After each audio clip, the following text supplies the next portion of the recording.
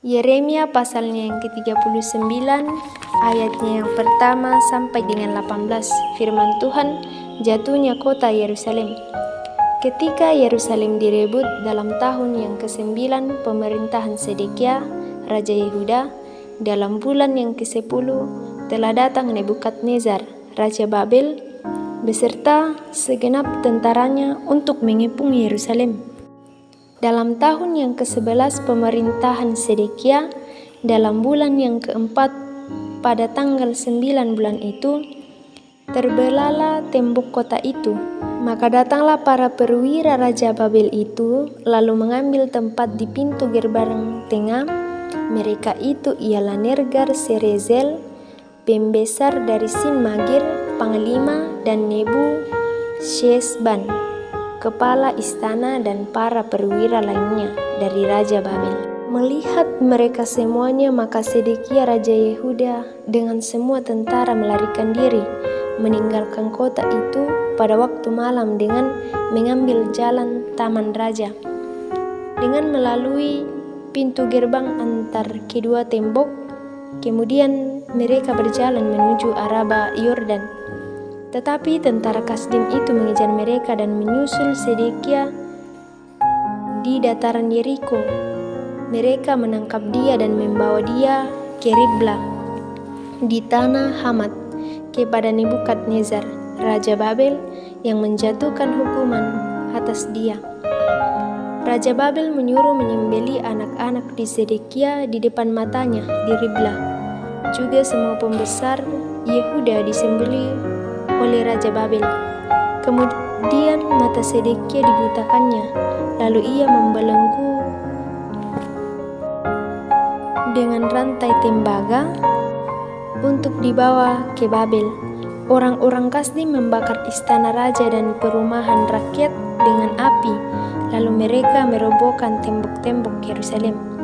Kemudian Nebuzaradan, kepala pasukan pengawal, mengangkut ke dalam pembuangan ke Babel sisa-sisa rakyat yang masih tinggal di kota itu dan para pembelot yang menyeberang ke pihaknya dan sisa-sisa para pekerja tangan.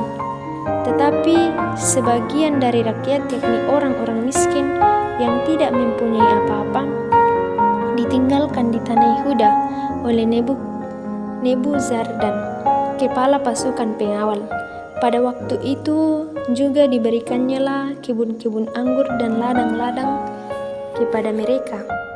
Perintah Nebukadnezar untuk melindungi Yeremia. Mengenai Yeremia, Nebukadnezar Raja Babel telah memberi perintah dengan perantaraan Nebuzaradan, kepala pasukan pengawal, bunyinya, "Bawalah dan perhatikanlah dia. Janganlah apa-apakan dia, melainkan haruslah kau lakukan kepadanya sesuai dengan permintaannya kepadamu."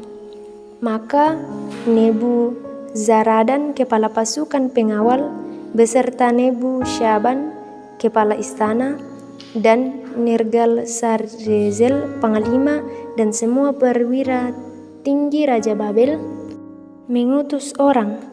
Mereka menyuruh mengambil Yeremia dari pelataran penjagaan, lalu menyerahkannya kepada Gedalia bin Ahikam bin Safan untuk membebaskannya, supaya pulang ke rumah. Demikianlah Yeremia tinggal di tengah-tengah rakyat.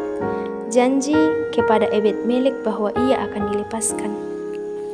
Selagi Yeremia masih terkurung di pelataran penjagaan, firman Tuhan datang kepadanya, bunyinya, "Pergilah kepada Ebed-Melek, orang Ethiopia itu, dan katakanlah kepadanya, beginilah firman Tuhan semesta alam, Allah Israel. Sesungguhnya firmanku terhadap kota ini akan kulaksanakan untuk kemalangan dan bukan untuk kebaikannya. Dan semuanya itu akan terjadi di depan matamu pada waktu itu juga. Pada waktu itu juga, demikianlah firman Tuhan, aku akan melepaskan engkau, dan engkau tidak akan diserahkan ke dalam tangan orang-orang yang kau takuti. Tetapi dengan pasti aku akan meluputkan engkau, engkau tidak akan rebah oleh pedang. Nyawamu akan menjadi jarahan bagimu, sebab engkau percaya kepadaku. Demikianlah firman Tuhan. Amin.